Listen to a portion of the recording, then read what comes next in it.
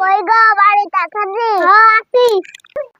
ও ঘটক সাহেব নিয়ে গড়াইয়েন আসি। গতটা নতুন জঙ্গল করছেন আলহামদুলিল্লাহ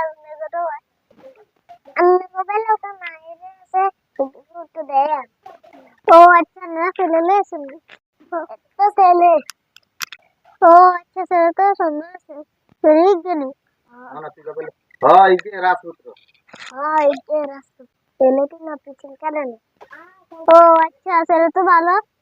পানের মেগারে দেখান কই রে মাদামিলা ভাই মিয়া আসসালামু আলাইকুম ওয়ালাইকুম আসসালাম